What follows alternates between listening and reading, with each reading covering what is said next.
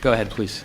Well, Chairman Garrett and members of the committee, thank you for hearing our testimony today.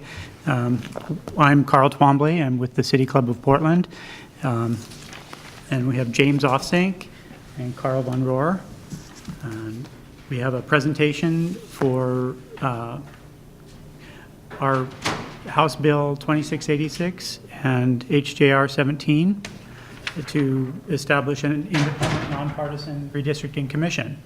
Maybe we should dim the lights. Can we do that? This first slide is the darkest. After this, Oh, it gets better. Chair Garrett, members of the committee, my name is James Offsank. I live in Southeast Portland, and I'm speaking to you today on behalf of the City Club of Portland in favor of HJR 17 and HB 2686 to create an independent, nonpartisan redistricting committee to perform redistricting in Oregon. The City Club's involvement in this started in 2009 with a study that looked at excessive partisanship in the Oregon legislature. We went around and interviewed legislators and other people knowledgeable about the politics in Oregon and asked what the causes of increasing partisanship were. And consistently, legislators and others pointed to redistricting as being one of the foundational issues that exacerbated partisanship in the state. With this input from the legislature, we decided to perform a year-long study of redistricting where we examined the history of Oregon's redistricting process and other processes across the country and followed closely what was occurring here in 2011 and elsewhere in the nation. We interviewed members of the 2011 Redistricting Commission, thank you, Chair Garrett, as well as other regional experts, members of the media, and academics. And what our research determined was that, among other things, what happened here in 2011 was truly an historic event. And our research concluded that there were several key factors to what happened here and why it happened. So the first, as Representatives Bailey and Berger have already highlighted, is really key leadership. Thank you to Chairman Garrett, Senator Courtney, Representative Lindsay, and others who are very invested in seeing the legislature complete this important task.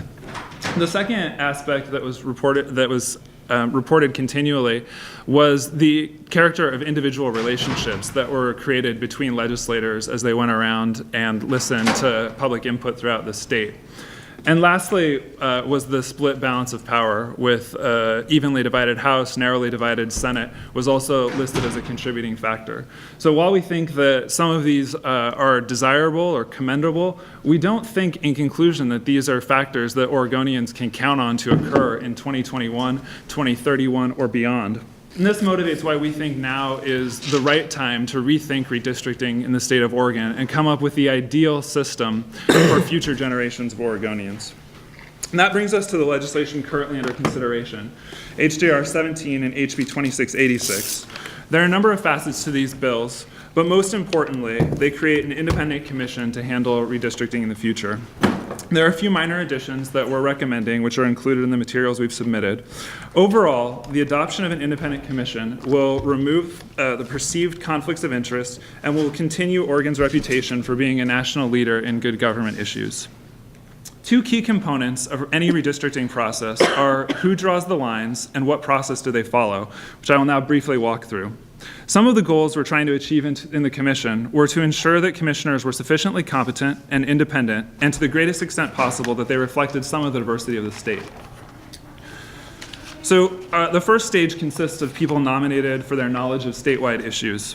The groups and individuals solicited for nominations are included in the materials, but include former governors, former Supreme Court justices, members of Congress, as well as the Oregon Commission for Women and Commission on Indian Services.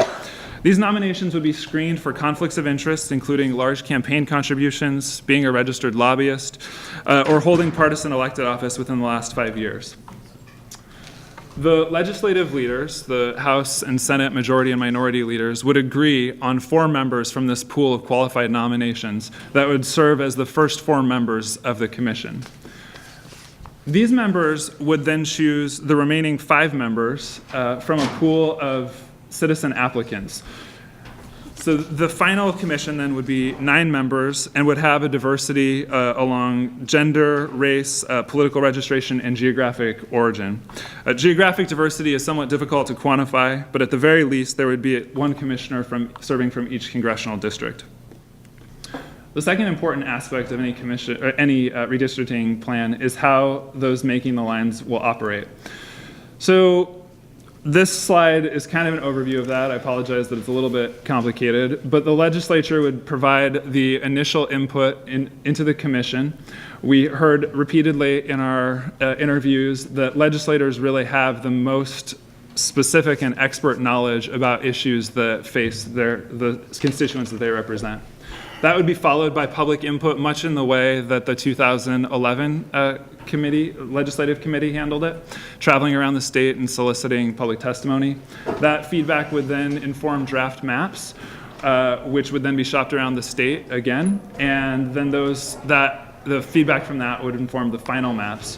We would also specify that the Supreme Court is the court of original jurisdiction for hearing challenges to redistricting. So any sustained challenges would be returned to the independent commission for modifications.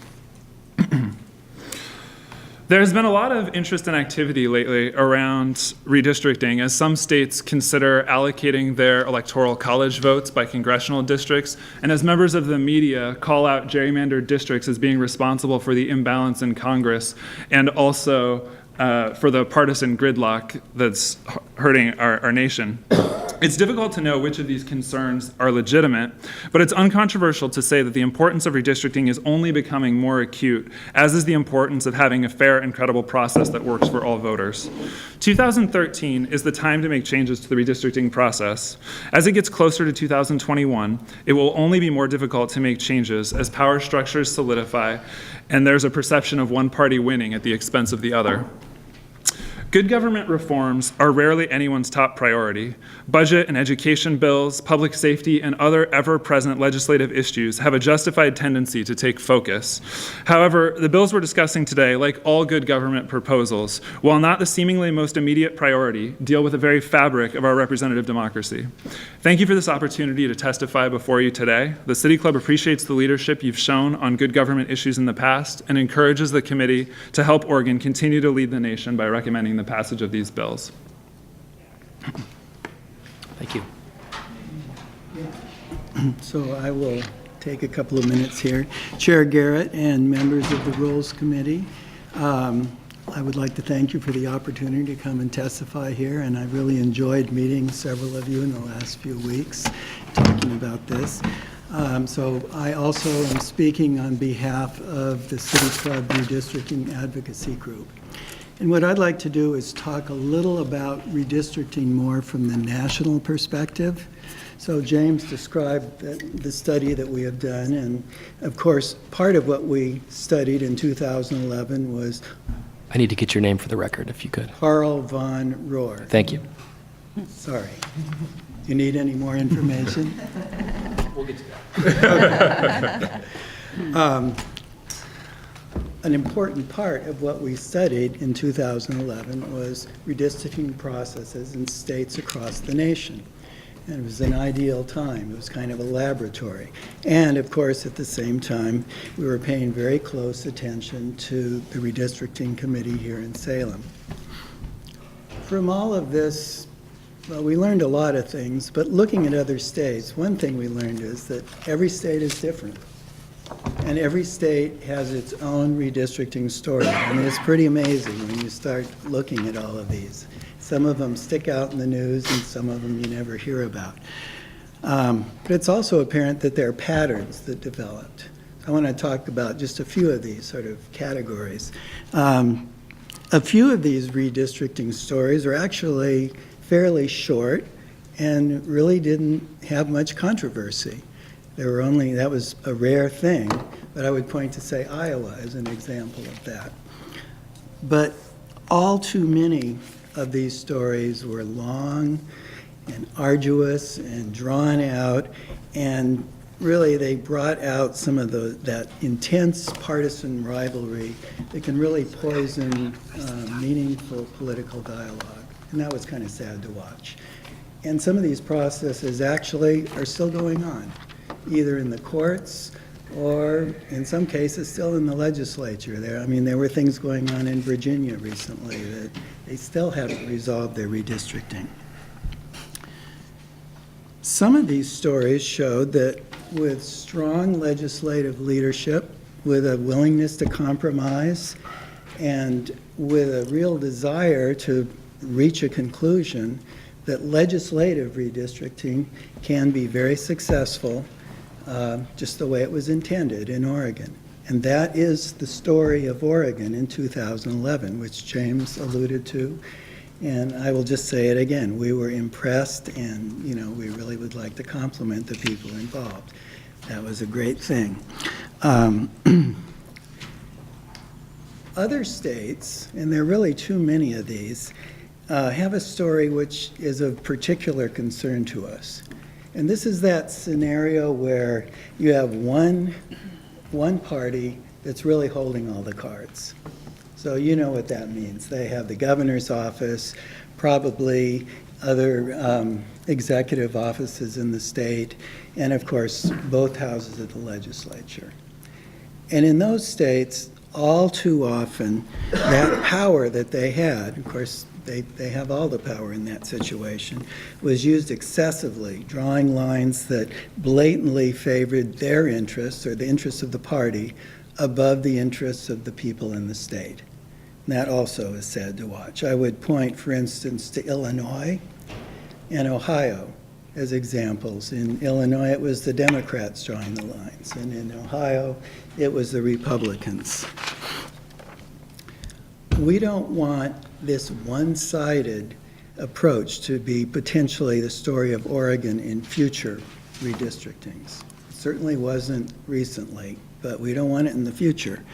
Legislative redistricting here in 2011 was a success, partially thanks to the fact that we had an evenly split legislature, we had great leadership, and there was a willingness to compromise. But we don't really know what the situation will be in 2021 or 2031. I mean, political winds change. And it is possible that one party will control the governorship and the Secretary of State and both houses of legislature, which is the case right now as well. The good news is that in Oregon, at least currently, we don't seem to have that culture of extreme partisanship that you see in many states across the Union. We definitely have our share, but when you look at some of these other places like Wisconsin, I think it's not nearly as extreme. But it's hard to tell what the future will bring, because actually when you look at projections, there are trends that show that there's a real increase in political polarization nationally. So one thing we did was we looked back to see, well, when was the last time that Oregon actually had one party that controlled the governor's office, Secretary of State, and both houses of legislature? And we had to look back a long way. I'm a history teacher, so I might ask you the question, but I won't. So it goes back to 1951. So I was 3 years old. The governor at that time was Governor Douglas McKay. He was a Republican, but of course, back in those days, the Republican Party, the parties were really different than they are today. Certainly the alliances they had, and redistricting was very different in 1951. It was even before the one man, one vote. But it's this scenario, if it were to happen again during a redistricting, that we are very concerned about, and it's one of the reasons why we've brought forth this proposal. That we don't know what would happen in Oregon, and we are concerned that one party or the other, even in Oregon, could be vulnerable to overstepping the limits of a fair and balanced redistricting. We don't really want to put our state or our future legislators to the test. It's not really worth it. So this is one of the main reasons why we support the idea of an independent commission for redistricting. An independent commission would have some separation from the heat of partisan politics. It would reduce the chance of an overly partisan redistricting solution, and it would certainly eliminate that perception of a conflict of interest when legislators are drawing the lines. One other thing that these bills would do is that they would codify a process that would ensure transparency and input from both the public and the legislature. Independent commissions are already working in several states around us, and the number is increasing. And we would like to add Oregon to that number. So this is a change that we can, and I think we should make now for the future of our state. And I would urge you to support HB 2686 and HJR 17. Thank you.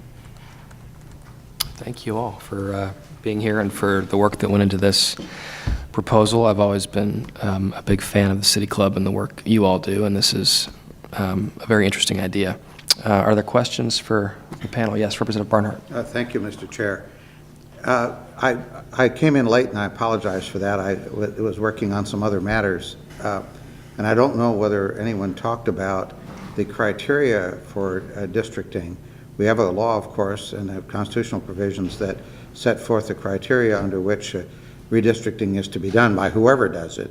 And I wonder if in the process of discussing your issue of the process of redistricting, you considered the adequacy of the current rules for under which the criteria for redistricting is to be done. Yes, could I answer that? Carl Twombly. Yes, thank you for your question, Representative Barnhart. We looked at Oregon's set of criteria, and we think they're a good set. One thing that Oregon doesn't use versus other states is compactness, and I think that's appropriate. We didn't suggest including compactness. There's a lot of regions where you will follow the geography, natural rivers, coastlines, and you'll end up with districts that are not necessarily as compact as they could be. But some of the research we did led to us to conclude that the set of rules, if codified, can have far more benefit in terms of reducing gerrymandering than even whether the legislature versus the commission is doing the work. We read a couple books, and we've looked at some of the documents from the Brennan Center, for example, or Common Cause, and based on that research, we do have a good set of criteria. Some states don't have any other criteria besides equalizing the population. And we specifically did not want to add compactness because I think that's appropriate. That's apt for Oregon. And then we're adding to try, there are trade-offs between the criteria, but we're also adding another one to say minimize the change for districts. Washington, for example, has a limit of 2%. We don't have a limit, but just to try to minimize the number of people whose districts are changed. But the other criteria are a good set, and we're codifying it. And the research said having a good set of rules is the best way you can do it. And it's much improved from states that have only equalizing populations. Follow up if I could. Yeah. There have been lots of comments in the national media lately about attempts to use congressional districts for presidential electors.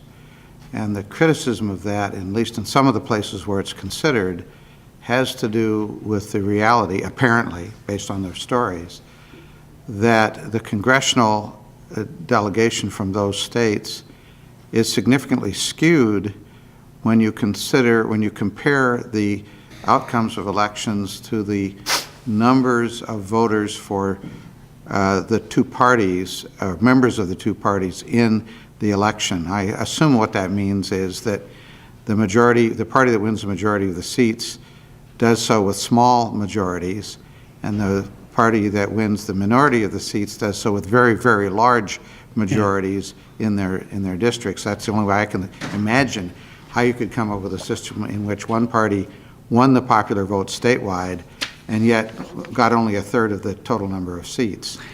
I'm wondering if a criteria related to that issue is something that you considered, and if you decided not to pursue that, I would like to know why. Yes, Chairman Garrett and... I mean, may I simply say that my suggestion is that one of the ways of determining the fairness of a redistricting plan is based on history. Would it tend to produce an outcome that matches statewide outcomes to roughly to the distribution of people in the body that you're electing? Yes, some of the studies have looked at different issues of whether a commission is better. They've looked at competitiveness. They've looked at how closely you match the support statewide for a particular party versus the number of seats in the legislature and the number of congressional seats for that particular party. And of course, it's a fundamental problem if you have a significant disconnect between the amount of support you have for a party and the number of congressional seats that that party obtains in Congress or the number of seats in the state legislature.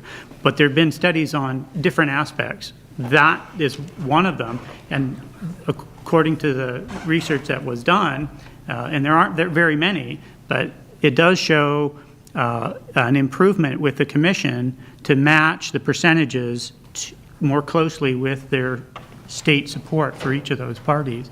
It also shows there was a good company called Azavia that did a review based on compactness, and that shows roughly whether you have reduced gerrymandering with the commission. And they did find there was reduced, in terms of more compact districts, you can use that as a proxy for reduced gerrymandering, and it did show that with the commission it was reduced.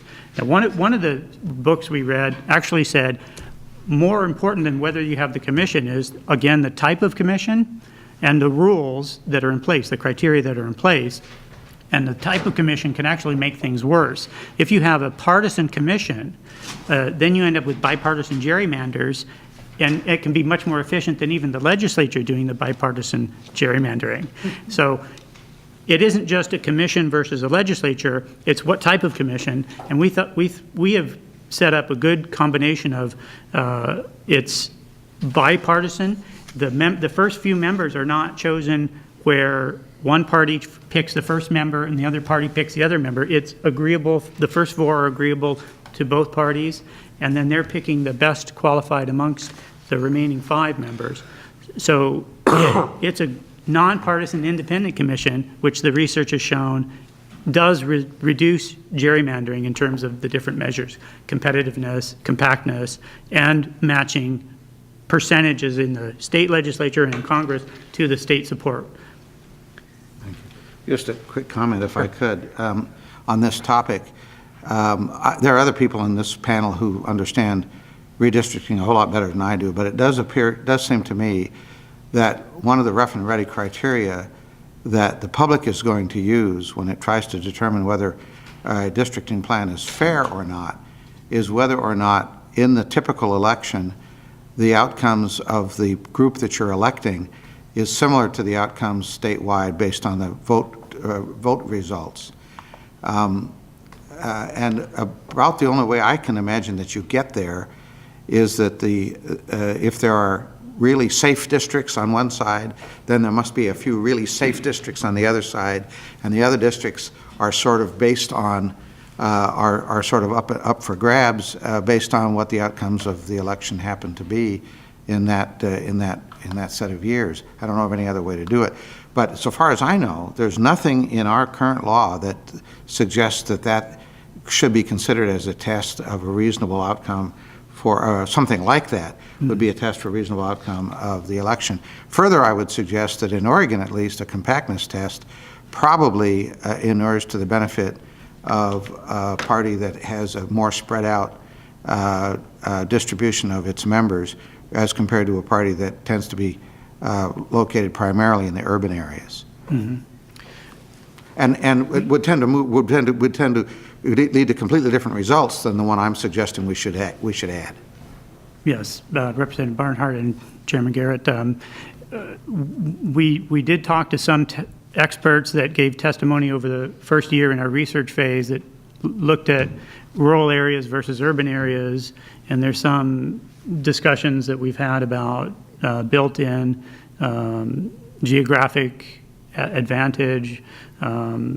We did not put a test into our proposed legislation, and it kind of gets into some areas where it's a little bit far afield from our particular proposals, and I won't get into that. We've had our own issues and discussions on this, and our conversation, thank you very much for our meeting last time. I'm thinking along the same lines. Did you want to?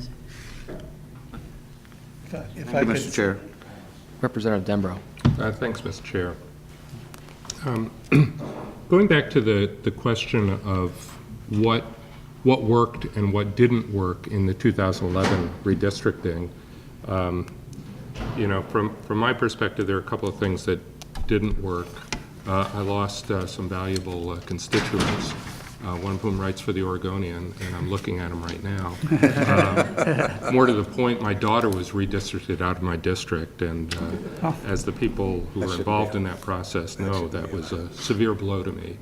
But putting that aside, I think, as you said, there was a lot that did work well in 2011, and part of it was due to personalities, part of it was due to the even number of Republicans and Democrats on that committee. On the House side, that was required, by the fact that we were at a 30-30 split. On the Senate side, that was a voluntary decision on the part of the Senate president.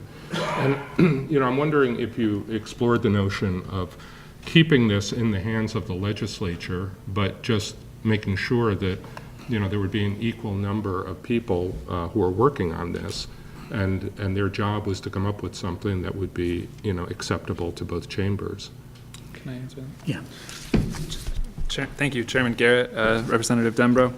We did consider that. I think that part of what that takes is that partisanship doesn't factor in as heavily as it has in other states. So for instance, in the state of Washington to the north, actually, they have a bipartisan commission. And in many states, they have actually just partisan members of the legislature or appointees from various offices who serve on the committee. And what tends to happen is kind of bipartisan gerrymander sweetheart deals of carve all the districts into being safe districts, which has problems then with voter responsiveness and overall voter participation. So although I think that there were very good things that happened in 2011, and we wish that they could be ensured to be repeated, it's hard to know how to write into law that individual relationships and a willingness to compromise should come to the forefront. Yeah. And if I could interject, I think drawing the maps together is a good step. I know that we had some people testify that in Congress, for example, they used to be traveling to and from their chambers together. They used to have lunch together, and they used to be actually discussing matters in chambers more than they do now. And just having to come up with the draft maps together would help tremendously. We don't have that in ours, but that sounds like a good idea. Well, if I could follow up, Mr. Chair. I would argue that there are also benefits to having elected people doing the work in the public eye with a high degree of transparency.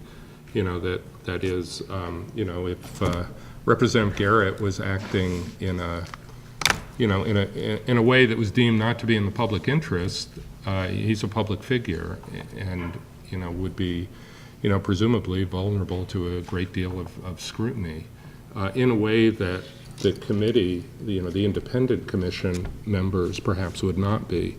And, I'm kind of wondering about that. I'm wondering if there's not a way to get the best of both worlds with certain safeguards in place. Well, like in California, they have all citizens, and they're not necessarily experts or familiar with their particular districts. We have a combination of membership where you have some experts, the initial 4 that are nominated and presumably know a lot about the districts and about the subject matter in combination with citizens applicants. So it's a little different from Washington, it's a little different from California, and we think we tried to integrate that knowledge of the districts and knowledge of redistricting into the process. If I could say Sure. something too. I think we really did discuss that issue quite a bit in the committee, that, you know, the value of legislative input versus the independence of a commission. And I think it really came to a trade-off where we made the call based on that, you know, it was important to create a situation where you no longer had that perception of a conflict of interest, for instance, of legislators drawing the lines. And, you know, that became a really dominant thing. Plus, we had seen research that showed that independent commissions did seem to create plans that tended to be less gerrymandered and match the wishes of the voters in that state. So it's not something that we didn't consider. It's something we weighed heavily, and that's why we wanted legislative input to be an important part, plus the legislature appointing the first 4 members of the commission. If I could follow up. And so are there other states that have a model where it's done by the legislature, but an equal number of, from both parties, you know, that you could actually look to as a model for why this doesn't work? Or is this kind of speculative? You know, I could pursue that and get that information back. Did you to look, I don't know. Just on this line, did you look at the state of Iowa? I think it's Iowa that does it this way. When I was getting educated on this process, somehow they have it set up so that the maps are drawn by an independent office within the legislature, sort of like we would have, maybe it'd be like our LFO or LRO, and they come up with a plan, and then the elected legislature has to approve it or not. And from what I understand, there's historically it has always been approved, and it would be very heavily frowned upon for the legislature leadership to start monkeying around with the plan that was developed. I don't know how they got that culturally kind of instilled, but it's an interesting model that we could. Did you look at that at all? We did. Thank you for that question, Representative Garrett. It is an interesting model, and it's sort of a thing of it on its own. It's really, they start with technocrats, essentially. I forget what office they're out of, but it's sort of like the state geographers. And there are 3 of them, and they do the map making, all the things that you did, and you know how much that's involved. Mm-hmm. And then if I remember right, they present, they have like 3 or 4 different plans that are presented to the legislature. And in the end, the legislature has to approve one of those plans. But we felt that, you know, Iowa is, I don't know, if you're from Iowa, I'm sorry, but, you know, it doesn't have all the geographic boundaries. They say the and quite districts look like complexity the of checkerboard. Oregon. Yeah.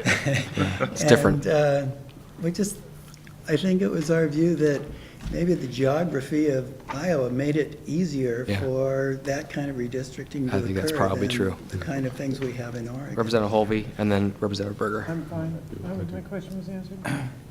Thank you, Mr. Chair. You know, Representative Dembro brought up a similar question to mine. I just want to go back to the basic assumption of whether or not there really is an independent commission. And how is that better than a legislature where you do have, you know, voices and transparency in the public being able to, you know, call the question on things they disagree with. Because as I'm reading the bill itself, it looks like you're putting quite a bit of power in the Secretary of State to, you know, accept the nominations of the persons. And the persons are being, you know, nominated by this group of people, the governor, the Supreme Court justices, you know, presidents of public universities, and having talked to several people that have held those positions, though they may be independently elected, some of them are extremely partisan. And so, you know, I'm just wondering, I'm just questioning the basic assumption of whether or not this independent commission really is any more independent or less partisan than the legislature. And you know, I guess that's sort of my take on it, you know, as such. And so I'm just questioning the fundamental assumption that you're making. Representative Holdley and Chairman Garrett, thank you for the question. I think you're right to an extent. You can't take the politics out of people's hearts. We tried to come up with a method where the first 4 members have both familiarity with the subject and are agreeable to both parties. The leadership of the House and Senate will select the first 4. They've got a large number of nominees to choose from, so they're going to have very highly qualified first 4 members. And those 4 then are choosing the best qualified of all the citizen applicants. The only thing the Secretary of State is disqualifying people for are being a lobbyist, being an elected official, being a large donor for the prior 5 years. That's it. There's no discretion or subjectivity on the part of the Secretary of State. Representative Dembro. Thanks, Mr. Chair. Going back to that point about the initial 4 being selected by the legislature and then they select the additional 5. Why did you decide to do that? Why not have the legislature appoint all 9 in a bipartisan way? Representative Dembro and Chairman Garrett, thank you. We did a compromise, and there were some people within our committee that had some differing ideas, but we eventually came up with this 2-step membership selection process. Having the legislature select alone didn't seem to capture both the expertise and the citizens' involvement. We wanted to have the citizens applicants involved to make it a little more open process to everyone, similar to California, kind of a compromise or a hybrid system between California and some of the other states we looked at. Yeah, and if I could follow up, I mean, I was thinking actually that the legislators would be presented with the large group. It wouldn't have to be from that smaller number. But I am, I'll say I'm philosophically, I have problems with self-replicating boards. I think you tend to get problems with them in terms of creating the potential for groupthink and that kind of thing. And so, I would be more partial personally to something where the legislature were involved in all the selections. Representative Berger. Yeah, just a comment. These folks have done some wonderful research. I don't think there's any right answer here on exactly how you get to this board notion, but to Representative Holvey's point, one of the reasons that I think we need to look to this is not just that we can't do a good job, but that the public's confidence in our ability to do this in a bipartisan way is not always strong. And by going to a commission system, we remove ourselves from that sense that we're deciding our own districts. And there's great power in that in terms of our citizens' confidence that we're not doing for ourselves. And I don't believe we did that in any way, shape, or form.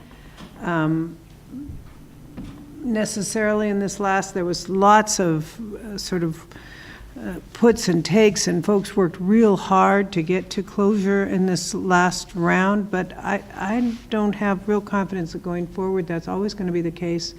And I totally agree that the legislative, there needs to be involvement from the legislative body directly in choosing for this commission and deciding on this commission. But the commission itself, if we can separate it from ourselves, I think will give citizens a better sense of confidence that we're not just kind of taking care of ourselves.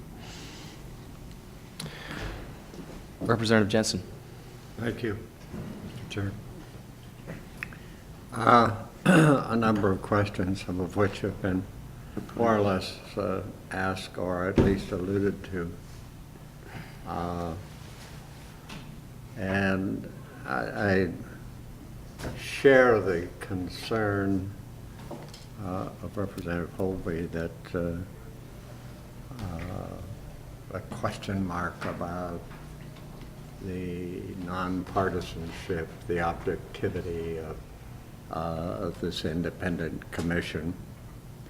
And I think particularly do that when I look at the list of people that have been identified as being able to make nominations to that commission, including just about every elected officer from the local dog catcher to the governors of the state, though they must not be in those elected offices at the time or have been for 5 years before.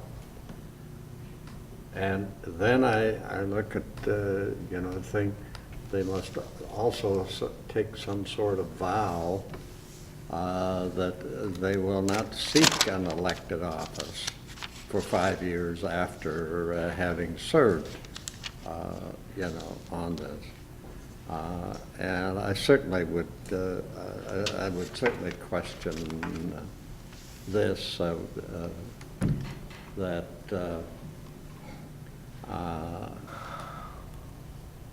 after they've already done their damage or their good work, as you would choose to look at it,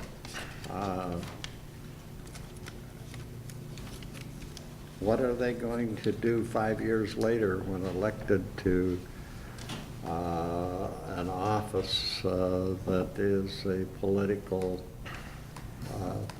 office, a state representative, as an example? That seems difficult for me to understand. Sure. Thank you, Representative Jensen, for the question, Chair Garrett. So I heard two questions there. The first was about the entities that can nominate. And I think that you're certainly striking on an important issue, and one that we struggled with greatly, which is how do you get people who have knowledge of statewide political issues into the committee so that there is some expertise that can inform the decisions that are made. And so we came up with the idea of having, people, former elected officials, members of statewide organizations who should be able to look to their members, people known to them, academics, and be able to tap people on the shoulder to say, this person would serve in the best interest of the state and be knowledgeable about these issues. So I think that answers that part, and please let me know if you have follow-up there. And then the second aspect of what the harm is in having somebody be able to run for elected office 5 years after they've served on the committee. Our intent really is here to sever the line between people who draw the lines then being able to run in the districts that they drew. So for instance, in California, the prohibition is 10 years, the entire term of service. They consider you a commissioner in the year after the decennial census, and your term as a commissioner is done when the next decennial census occurs. So it's 10 years that you're barred from holding elected office in California. We thought that with changes in population demographics and the minute details of how the lines are drawn, it seemed a bit far-fetched that somebody was going to be designing their own district 5 years down the road for their personal benefit. But I think that within a year or two, being able to move the line one way or the other to include or exclude your house, to include or exclude wealthy neighborhood, I think that that's certainly not outside the realm of possibility and something that we wanted to remove from the table. We're not worried about excluding or including your house. The only thing in your house we're worried about is where the bedroom is. Right. That's the one. Exactly. Thank you. At any rate, that's that point, in spite of your answer to that, still concerns me. We're looking at people who have been, very politically active, and then they can't have been politically active for 5 years. And then we're looking at people who maybe haven't been politically active, but the process of this may turn them on to political activity, but they can't participate for more than until after 5 years. And if you talk to most leadership in, I think, both parties, finding candidates to run is not necessarily something that people are lined up at the courthouse or someplace waiting to sign up. It gets to be kind of a difficult, sometimes sort of chore. But it seems to me you're asking members then become part of this, must become for 5 years apolitical. And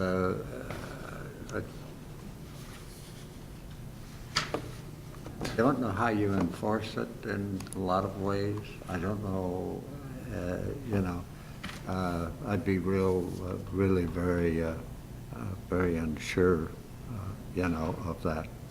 Just one comment I note in your presentation that you had when you're talking about the groups to solicit names from, you had here, Indians, if I recall, but as I read through the material, I see that they have been, the Commission on Indian Affairs has been omitted from the material, and I assume from the way you're looking that you're aware of that. And I suppose, therefore, there's an amendment waiting to happen if this is to proceed forward in that direction. When I first read it, without knowing what your presentation was going to be like, I was scratching my head trying to understand why they would be left off, but apparently. Then Section 7 talks about individuals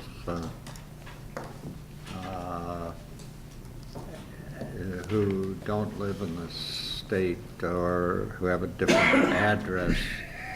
And I was concerned in relationship, accounting toward the pool of people that will determine how many, from this area are going to be in District X and so forth. And I was concerned with that, with people who are outside of the state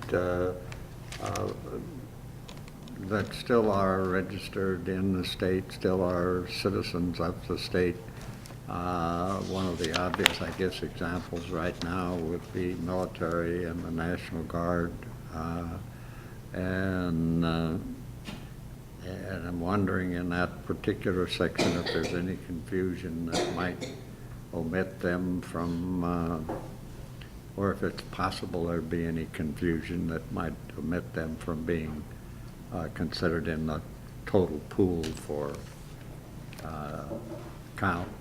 Thank you for the question, Representative Jensen, Chairman Garrett. It's certainly not our intent to change anything with respect to military serving outside the state. The section that you're referencing, I think, deals, it's bringing back the Senate bill, I think 516, that looked at how prisons, the population of prisons are counted within the state. Well, and it it follows that, yeah. So the intent is not to change anything about how serving military are counted. And as far as the previous question with respect to the change between which organizations would be tapped to nominate, our list is intended to be an example of organizations that have statewide knowledge, not to be an exclusive list. And you're right that in our original report, actually, we omitted unintentionally the Oregon Commission on Indian Services, and so that has been added. There's a sheet with revisions, requested revisions, that's included in the packets that were sent in, and that's why they have been added back into the presentation. Thank you for noticing. Could I comment too on something? Sure. Thank you, Representative Garrett and Representative Jensen. Yes. You mentioned a concern about citizens who weren't political getting involved in making decisions about redistricting, political things, and then maybe getting interested in, having to wait 5 years, et cetera. My experience is, especially from being in the City Club, there are many citizens who have a lot of interest in political issues who don't want to be involved in partisan politics. And I think at least some of the people on this commission would be that kind of person. They're well-informed. We certainly know people like that in City Club. I'm sure there are other organizations throughout the state. That this would be very desirable, and it would give a fresh look at some of these things by people who are indeed informed and interested in this subject. Thank you. All right, well, thank you very much. Yes, Well, follow-up? I just was going to go on with another question, if I may, or if... Sure. We have a few more people who want to testify on this, so let's try and maybe keep it somewhat concise, but yeah, go ahead. I note in the written material, though it exists in the Constitution, I guess now, that the eligible age to serve in the legislature is 18, or in these offices is 18, or excuse me, is 21. I would respectfully submit that I have a constituent in my district who's missing 2 legs that was a consequence of his service in the Near East. And I know Oregon has talked about this issue of voting age before, or serving age eligibility. But I think this would be, if this bill is to move forward, I think it'd be a marvelous opportunity to reduce that age to 18, which is the age that they need to be to go off to war and represent and defend the principles on which this bill is attempting to improve on. So. Thank you. It's a good idea. That's Finished? Okay. just a comment. That's We have a few more witnesses, but I really want to thank you again for the work that went into this. I think you've heard a lot of interest here in the committee in these issues, even if we don't maybe have consensus about all the high-level threshold questions. But again, thank you very much for the presentation. Thank you. Please go ahead. Chair Garrett and members of the committee, for the record, my name is Norman Turrell. I'm here representing the League of Women Voters of Oregon, and yes, indeed, men are invited to be members of the League and have been invited since the 1970s when I joined. I've also been a member of the study committee for redistricting that we've mentioned here in my testimony. The study that we did actually was the basis by which the City Club started its study. Beyond that, I'm a member of the National Board of the League of Women Voters. I'm the first man to ever do that, and still the only man, but it's more of a challenge than an honor. And lastly, back in the 1980s, I helped advocate on behalf of Common Cause at that time in Washington State for the Redistricting Commission that is now instituted there by constitutional amendment. So I know a great deal about redistricting. The League of Women Voters is a 93-year-old grassroots nonpartisan political organization that encourages informed and active participation in government. The League did a study on redistricting in Oregon in 2007, and you see the reference there in my testimony. The League is one of the few organizations that I know, along with the City Club, that actually studies issues before it takes a position and has an opinion on a subject. Based on the League's study and position, a independent redistricting commission is the best practices for drawing representative political districts, and we can wholeheartedly support HJR 17 and HB 2686. I would first like to impress upon you the urgencies of these proposals. The closer that we get to the next redistricting in 2021, the harder it is going to be to accomplish this kind of reform, because the political considerations will get harder and harder as people begin to look forward to what their districts will look like in the next redistricting. Secondly, I want to discuss the criteria. We had a little discussion earlier about the criteria. This is really a suggested change to the proposal, that the criteria be rearranged into two groups. The first group is mandatory criteria, such as equal population or nesting of districts or following federal law and judicial orders. The state has no opportunity to change some of that, and so those are mandatory sorts of criteria. Then there's another set of criteria that should be co-equally considered together, as where there's a lot of discretion that's involved in considering these things. And these are the criteria such as geographic boundaries, political boundaries, communities of interest, transportation links, and so on.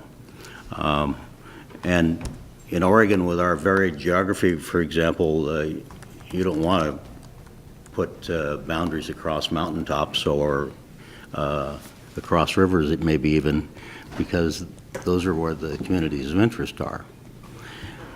So these are kind of co-equally non-mandatory, but things that should be considered in a redistricting.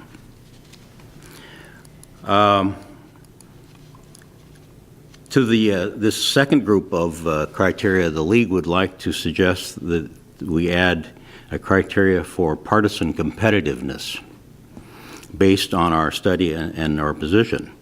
This would allow voters to be more likely to be able to choose public officials that are favorable to them.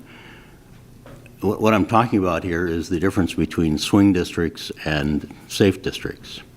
If you maximize the number of swing districts, the voters win in this process. And they then have the maximum choice in how their government is run or in the representatives that they have. Part of gerrymandering in the past has mainly focused on getting districts that were safe for public officials. And we would, if the process is done in a open, transparent method, then this can be actually a big boon for the voters.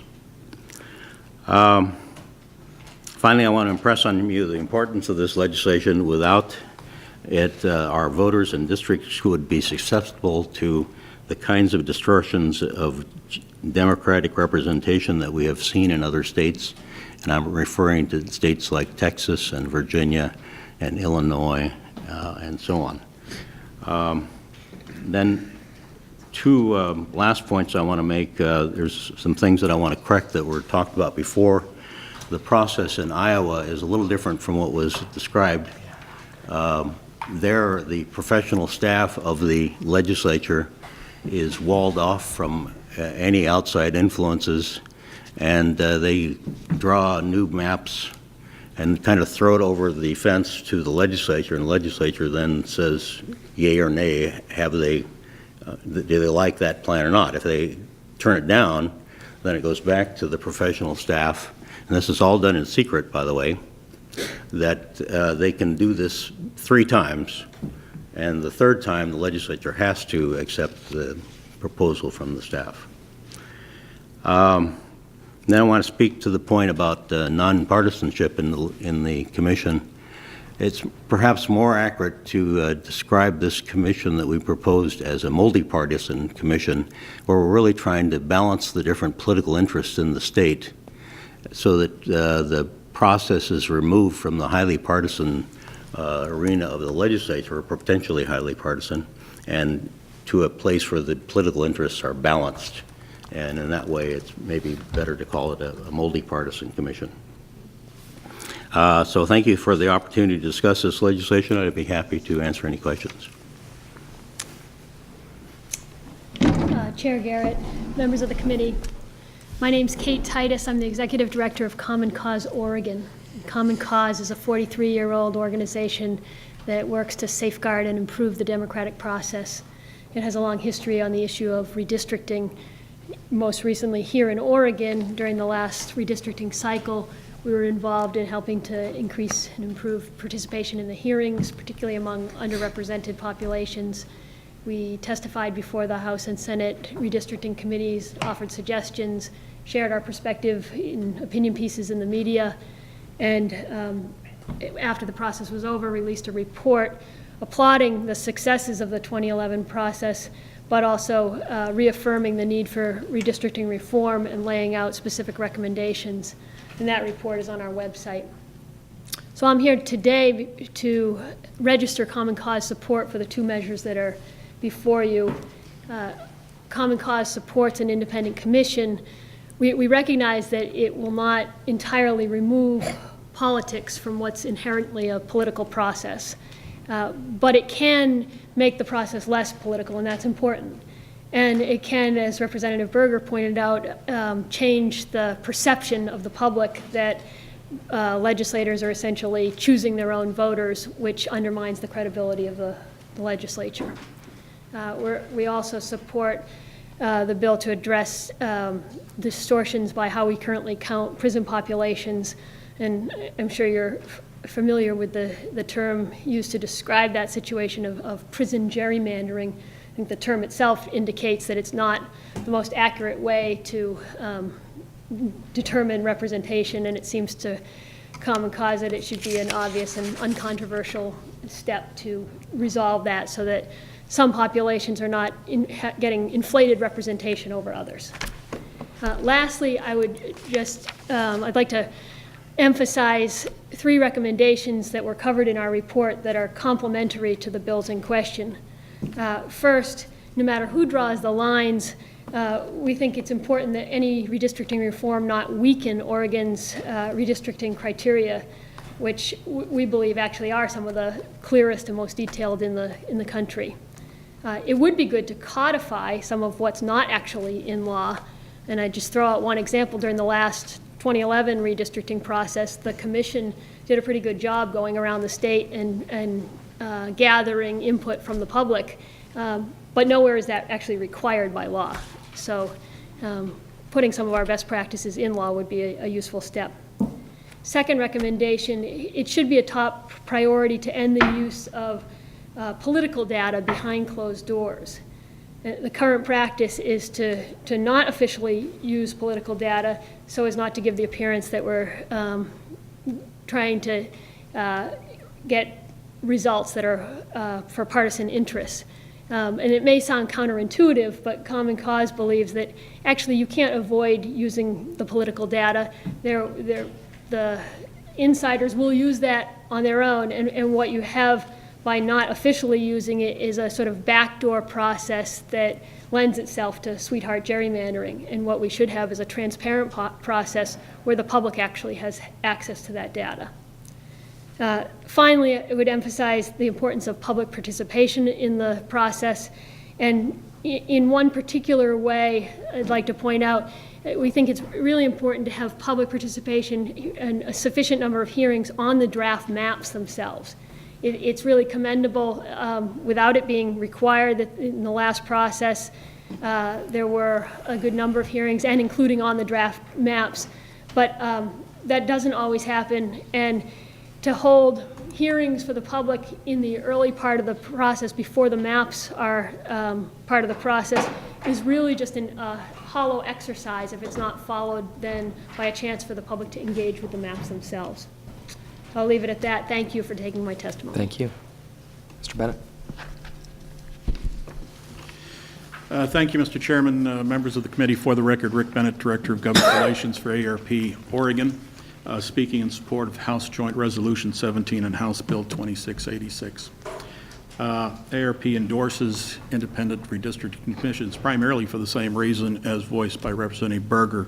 We see the commissions as a means of assuring that legislators with partisan interests cannot draw district lines favorable to their own election or their party's election, avoiding the conflicts of interest associated with that and the public cynicism of the process. My written testimony, I provided a very brief outline of the key aspects of our public policy related to government integrity and civic engagement, and I would just say that the resolution and the bill under your consideration is very much in keeping with our public policy, and we would urge your support of both. Thank you. Thank you. I was going to make a comment, Norrin, you brought up an interesting issue of competitiveness of districts. When we were doing this work 2 years ago and we were doing our public hearings, I think probably far and away, and I'll ask staff because she was there with me, but I think the refrain we heard from voters more than any other single concern was to draw districts that are fair and that maximize the chance of competitive elections. And that's not in the statutory criteria that we currently have in the law. And what we kind of discovered in the midst of doing this work is that if you take that seriously and try and maximize competition in districts, you start to run into a problem, which is that it's inconsistent with your other criteria. Because if you're going to respect communities of interest and transportation links, et cetera, you are going to naturally produce districts that lean one way or the other, and with a small number of truly competitive districts. And there's a whole lot of literature on this. You're familiar with like the Big Sort, that type of literature about how we have sorted ourselves as society into more like-minded kind of groupings. And so this issue of whether to have competition and make that a priority is very interesting to me, because I get it. I think all things being equal, we want healthy competition between the parties, and yet it's not necessarily consistent with the other things that we are valuing here. Any other questions or comments? All right, thank you both, all three of you.